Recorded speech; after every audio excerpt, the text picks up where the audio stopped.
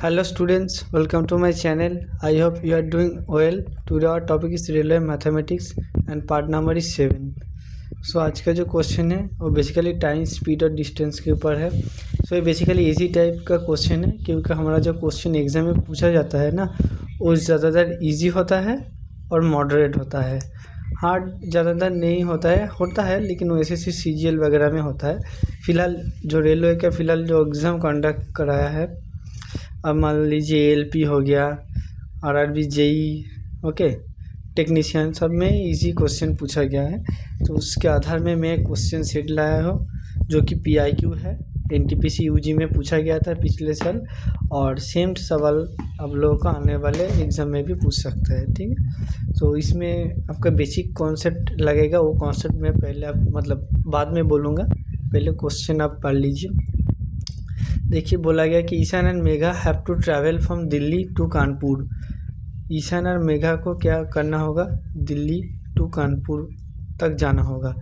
ठीक है, respectively by car, मतलब कारों से वो लोग जाएगा. ठीक है, कार लेके दोनों ईशान और मेघा दिल्ली से कानपुर जाएगा. ईशान इज़ ड्राइविंग, मतलब ईशान का जो स्पीड है वो देखिए 77 किलोमीटर पर आवर दिया हुआ है. और ये जो सब ऑप्शन है ये किस में पूछा गया था? Okay, while Megha is driving, देखिए मेघा का भी जब भी दोनों का स्पीड देखें ना आप मन में कैलकुलेट कर लेना. अगर डिस्टेंस सेम होगा तो देखिए इधर Ishan Megha have to travel from Delhi to Kanpur जाना होगा. ठीक है, मतलब ये जो दिल्ली से कानपुर तक का जो डिस्टेंस है रिवर्स में होगा. कानपुर से दिल्ली का डिस्टेंस भी सेम होगा और स्पीड दिया होगा. इस टाइप का केस में क्या होगा, स्पीड का जो रेशियो होगा ना, मान लो कि 1:2 होगा, देन टाइम का रेशियो ठीक उल्टा हो जाता है, 2:1. कब होता है? Speed inversely proportional to time, जब भी डिस्टेंस सेम होता है. ठीक है, तो इस केस में होगा. तो फिलहाल हम लोग देखते, यही कॉन्सेप्ट था, मैं इंट्रोडक्शन में बोला था ना, एक कॉन्सेप्ट के ऊपर बेस होगा, इसी कॉन्सेप्ट से उड़ जाएगा. ठीक है, तो ये कानपुर हुआ. तो देखिए बोला गया oil Megha find the time, देखिए टाइम निकालना होगा टेकन बाय मेघा. मेघा मतलब सेकेंड वन का जो है उसका बताना होगा. और ईशान का दिया हुआ टाइम की 12 आवर. ठीक है, इधर से देखिए डेटा दिया हुआ है तो हम लोग एकदम सीधे करेंगे. इसका रेशियो ले लेंगे स्पीड का. देखिए स्पीड का जो रेशियो है वो पहले ईशान इस टू मेघना, इसको आई और एम से डिनोट करेंगे. देखिए 33, देखिए ईशान का जो ड्राइविंग है 77, इसको 11 से काट देंगे तो 7 हो जाएगा, इसको 11 से काट देंगे तो 3 होगा. मैं पहले ही बोला कि स्पीड का जो रिवर्स होगा वो टाइम होगा.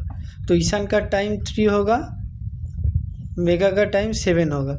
अब देखिए रिलेट करिए, मेघा रीच करेगा कानपुर इफ़ मतलब टाइम किसका निकालना होगा? मेघा का टाइम निकालना होगा. लेकिन देखिए ये जो टाइम ईशान का 12 दिया हुआ है, मतलब इसको आप जब 4 से मल्टीप्लाई करेंगे तो 12 आएगा.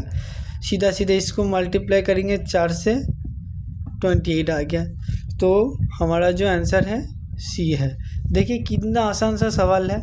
ठीक है, कुछ भी नहीं, आप क्वेश्चन झट पढ़िए, मतलब बहुत ही स्पीड में पढ़िए. ईशान एंड मेघा अब तो दिल्ली तो कानपुर, अभी समझ जाना कि दिल्ली से कानपुर आना है, फिर कानपुर से दिल्ली रिटर्न का मतलब सेम ही डिस्टेंस होगा. ईशान इस ड्राइव, ईशान का दोनों का स्पीड भी दिया हुआ है.